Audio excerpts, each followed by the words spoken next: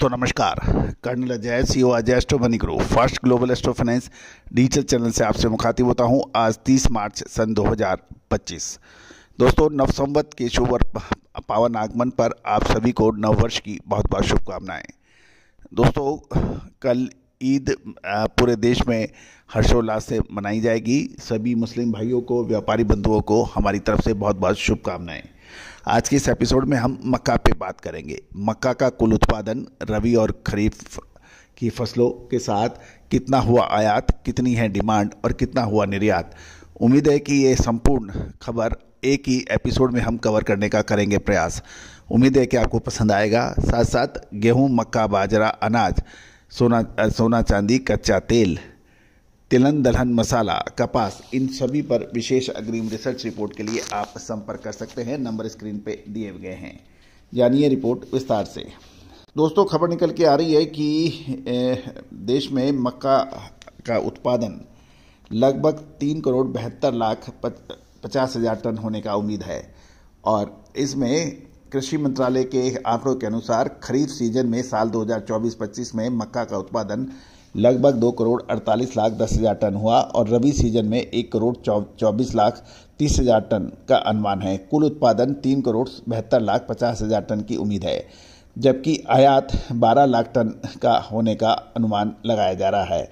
जहाँ तक खपत की बात करें तो मांग मक्का की 4,75,10,000 टन रहने की उम्मीद है।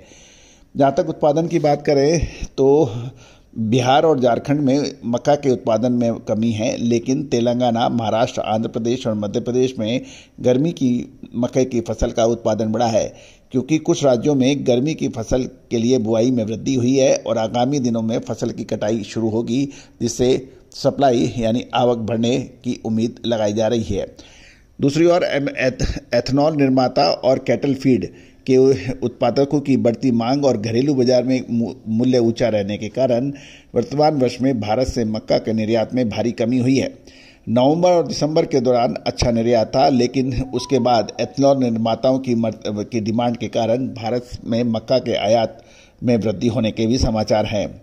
यूक्रेन, म्यांमार और गैर जीएम यानी मॉडिफाइड जेनेटिक मॉडिफाइड मक्का का आयात भारत में अनुमति नहीं है, लेकिन नॉन जीएम मक्का का उत्पादन करने वाले प्रमुख उत्पादक देश साल 2024 में मक्का का आयात 8,80,000 टन का हुआ, जिसमें म्यांमार से 4,37,000 टन, यूक्रेन से 4,45,000 टन और अन्य 1,875 टन सिंगापुर से हुआ। यदि हम ब्यूरो रिपोर्ट की बात माने तो मक्का का निर्यात काफ़ी कम हुआ है, लेकिन नेपाल, दक्षिण पूर्व एशिया के लिए कम मात्रा में निर्यात हुआ है। श्रीलंका और भूटान को मक्के के निर्यात में वृद्धि है, जबकि बाकी राष्ट्रों को मक्का के निर्यात में भारी कमी है। आंकड़ों के अनुसार दिसंबर तक भारत से नेपाल के लिए एक वर्ष पूर्व समान अवधि में 10,44,10,000 डॉलर के मुकाबले इस साल घटकर मात्र 7,40,80,000 डॉलर का हुआ, जबकि बांग्लादेश में पिछले साल 7,27,20,000 डॉलर के मुकाबले घटकर 1,38,60,000 डॉलर का हुआ। मलेशिया में 1,45,00,000 डॉलर के मुकाबले 7,40,000 डॉलर का हुआ। भूटान के लिए मक्का का निर्यात में बढ़त की खबर है और ये 80,10,000 टन के मुकाबले 1,28,40,000 डॉलर की खबर है।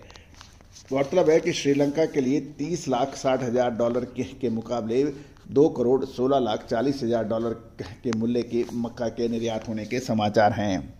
जहाँ तक मांग की बात करें तो साल 2024-25 के दौरान भारत में मक्का की मांग 4,75,10,000 टन रहने का अनुमान है, जिसमें पोल्ट्री उद्योग के लिए 2,22,50,000 टन, कैटल फीड यानी पशु आहार के लिए 54,70,000 टन, स्टार सेक्टर के लिए 59,10,000 टन रहने का उम्मीद है। सबसे अधिक जो रिक्वायरमेंट रहती है वो एथनॉल के लिए है, वो 1,02,60,000 टन रहने की उम्मीद है। तो दोस्तों ये थी मक्का के ऊपर एक संपूर्ण विस्तृत जानकारी। साथ साथ मक्का के अंदर आने वाले समय में आवक बढ़ने की खबर निकल सकती है। इससे मक्के के भावों में कुछ कमजोरी की संभावना रह सकती है। दोस्तों विशेष अग्रिम रिसर्च रिपोर्ट के लिए आप संपर्क कर सकते हैं। All the very best, good luck, happy trading.